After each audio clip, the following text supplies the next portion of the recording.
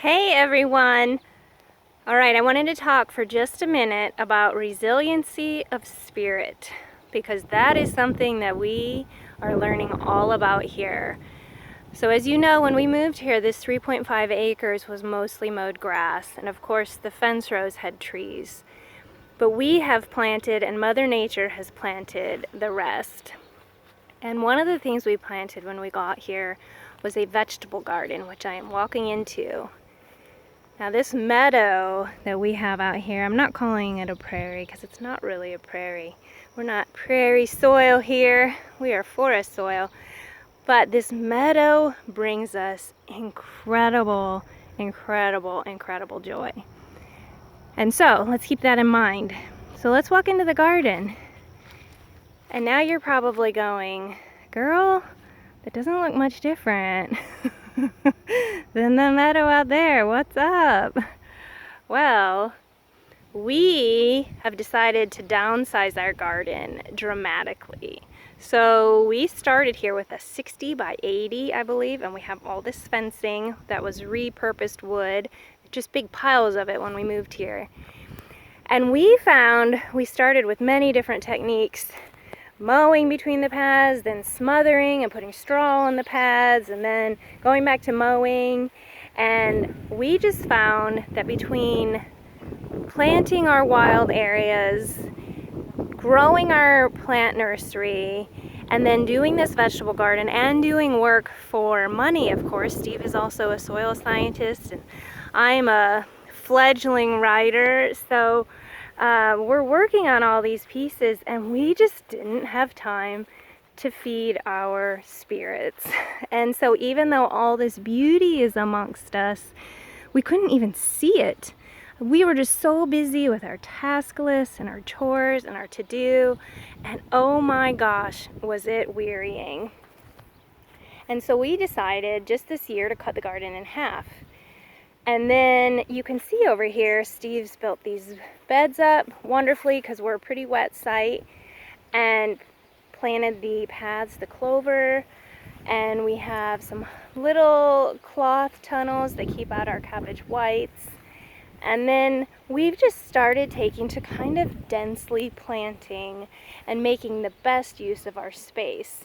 And the more that we plant, then of course the less we have to weed.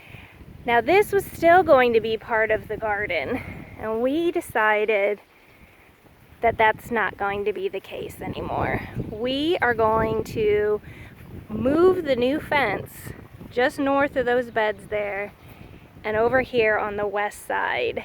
And we have some greens under there we'll harvest out of here, but this meadow is coming back incredibly well all on her own. We've got ironweed, common milkweed, dogbane, yes, there's some bindweed in there, and some smartweed. But we have smartweed caterpillars here, so we just let them go. Some of them are native, some aren't. We have jewelweed, tons of Jerusalem artichoke.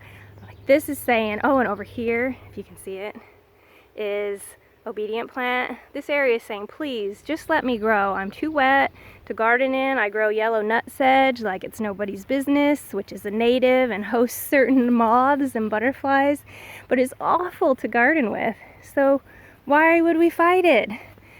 At first, we tried all kinds of things, smothering, and when we realized that we had to do that every single year on this big of a space, it just got to where we said, you know what, we don't want to garden anymore.